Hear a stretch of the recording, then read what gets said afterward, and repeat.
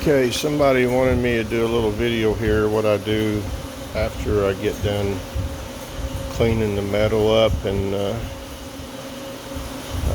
I floppy disk everything each side best I can. I usually use cold roll, but it's not able to get it right now.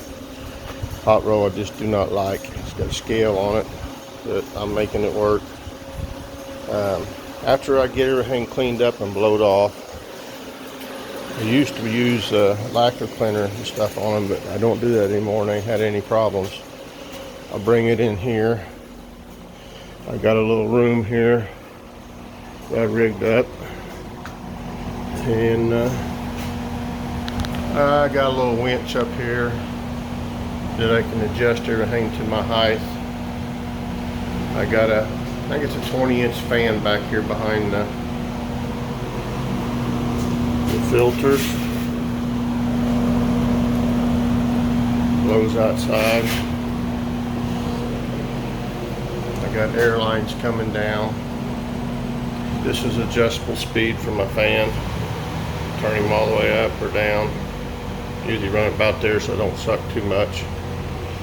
I got lights everywhere where I can see good on the powder room here. And like I said,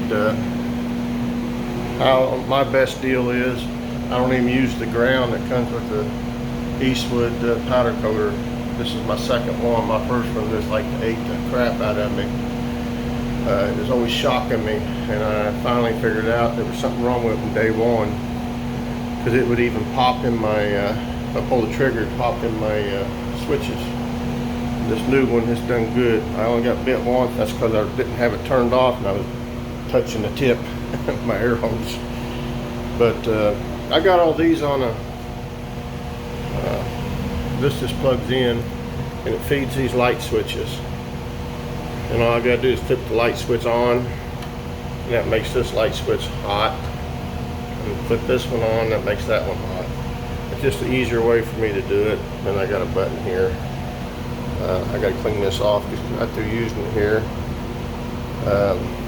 This works out really good. It don't take much. I can turn it on full blast the fan and blow my dust out of my floor. Where I had it before was just a little place and a box fan and a filter in front of it and just blowing it all through my shop.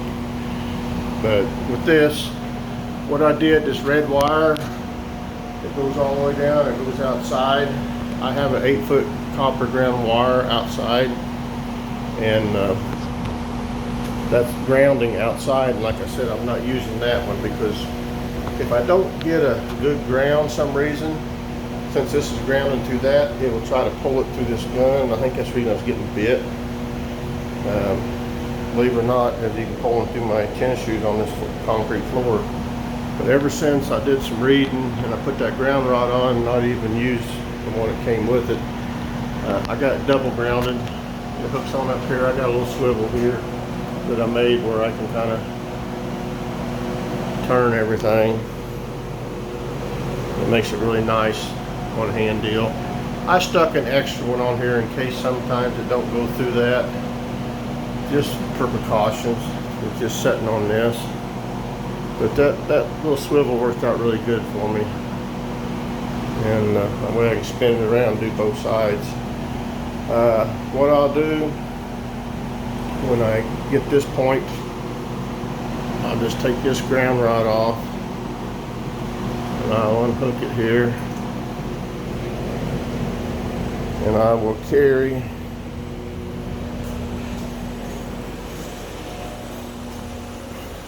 into, this is my powder coating oven I built. It's got a rack that does come out when I got a big signs 4x4s. I just hang this little baby up in here. It blows LP heat in here, and behind that plate right there is where it goes out. It works really good. It didn't take me much to build it. And I got a latch down here. I got a latch here. And I got it piped outside right now. Wintertime I might let it come in here for some heat. I did upgrade this. Used to run it off of an LP salamander heater, and it worked good, but it kept blowing heat back into salamander, and it ended up burning it up. And I went and bought this, shoot, Carlin, I think the name of it is. It was like $600-700. It comes with 55,000 BTU orifice in whatever size you want to make it. I made mine to 150,000. It tells you what drill bit to use to drill it out. It's just in that little yellow pipe there. This thing works sweet. I had to build a little box because it does shoot flames out maybe 8 inches just to get it off my parts. I built that little box, hooked it up, and it runs a lot cheaper than that LP Salamander by far. A 30-pound bottle lasts me a long time. But I end up putting a furnace in, high efficiency furnace. I'm getting ready to put an air conditioner on top of it. So I run LP in and I run it overhead, down here. So I run off of a tank that I got outside here that I set up. It's just a 500-gallon LP tank. I've had 55% in it, and it's only like 52 or 53%, and I've been running it for 8 months. But just a flip of a switch, that's all it takes. It tells the temperature right now on the PID controller, and I got it set for 410. It takes a second for that to kick on and cycle. And that's all you hear off this little thing. It's fixing to fire up. It's firing up right now. Runs really good and quiet. This was something that was the best investment I did.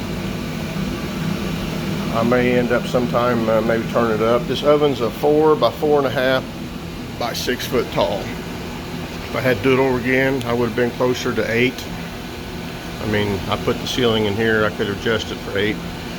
And I would have made it a little bit deeper for bumpers or something like that. But it works good for everything I've done so far. But this powder room really made everything a lot better for me. So just wanted to do the video. They asked me to do one, and that's what I got. See you later.